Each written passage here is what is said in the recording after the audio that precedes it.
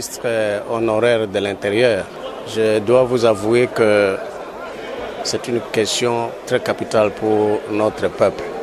40 ou 42 ans après, que nous puissions apprendre de la presse internationale ou des analystes politiques ou socio-culturels que le Congo a autant de millions, mais toujours à peu près des citoyens, c'est quand même une grave chose pour un pays sérieux. Donc déjà, quand je parle de mon passage là, ce n'est pas pour rappeler, c'est pour vous dire que c'est une question qui a toujours des projections au niveau du ministère, au niveau du gouvernement, mais malheureusement, on n'est jamais... Je crois que le dernier recensement a eu lieu dans ce pays en 1984. Si on compte jour pour jour, nous avons 42 ans depuis qu'on a eu le dernier recensement. Je crois que nos défis, nos difficultés sécuritaires, c'est depuis 30 ans maintenant que nous connaissons. Mais le pays doit tourner. Vous savez que la planification a besoin de toutes ces données démographiques pour permettre la planification pour un meilleur développement en ce qui concerne la santé, l'éducation, les infrastructures. Parce que si on n'a pas de données, on ne sait pas travailler. Moi, je crois que loin de moi un esprit je ne sais pas de faire quoi, je pense que le moment est venu pour le faire. Il faudrait le faire. Je crois que les choses vont permettre à sorte que cela se fasse sur l'ensemble de notre pays. On va faire les recensements dans ce pays et tirer des données qui vont servir ainsi pour les autorités à faire des planifications pour un meilleur développement.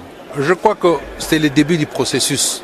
Je crois qu'à l'issue de ces processus, certainement que toutes ces zones seront des zones libres et que toutes ces populations pourront se faire identifier et que nous pourrons ainsi aboutir à la fin de ces recensements que nous voulons pour ce pays.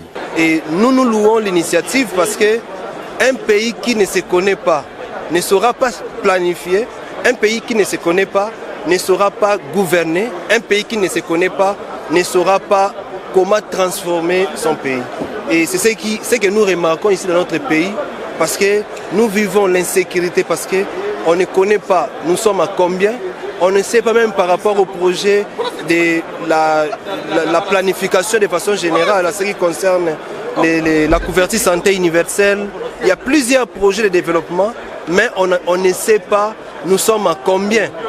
Depuis 1984, qu'on a initié ces projets et jusqu'aujourd'hui, à l'époque, nous étions à 30 millions d'habitants, mais aujourd'hui nous sommes à plus de 100 millions d'habitants.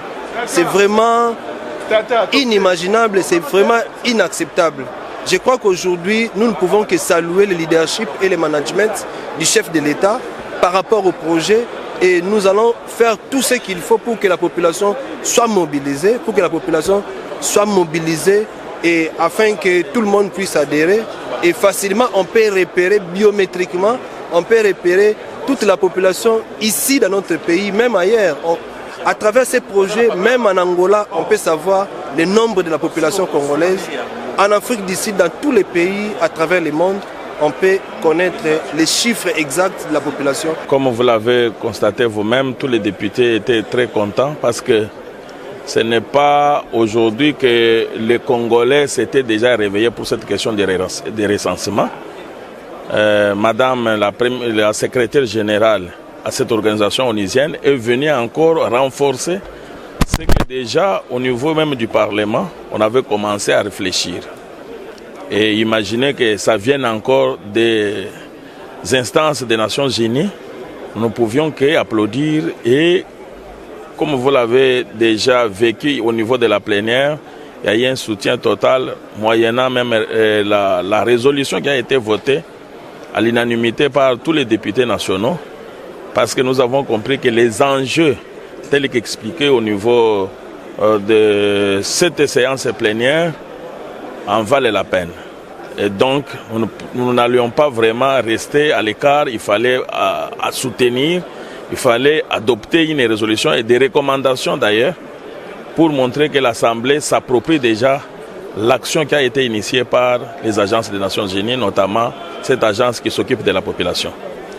Lié à l'insécurité dans ma juridiction, dans ma circonscription électorale de la Tchango, parce que je suis élu de la Tchango. Particulièrement, vous avez fait allusion à la commune de Lansele. Vraiment, c'est un phénomène hors du commun, accompagné de tirs.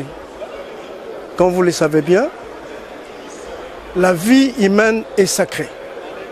Moi, en tant que leur représentant, serais-je dans la joie de bien vouloir voir mes électeurs en train de mourir? Parce que comme vous le savez bien, il y a cela 2 semaines, on vient de tuer des changeurs de monnaie. Mais ce sont des devoirs. Comme je le sais te le dire, pour un pasteur, une âme coûte trop cher. Moi, en politique, une voix coûte trop cher. C'est pour autant dire, comme je viens de le dire tout à l'heure, je ne peux pas être dans la joie. Aussi longtemps, ma population est en train de subir des tueries, visitées même par les militaires. Il y a encore un phénomène qui se crée et qui continue aussi à causer des préjudices à toute ma population. Maintenant, on est en train de forcer même les portes et les fenêtres.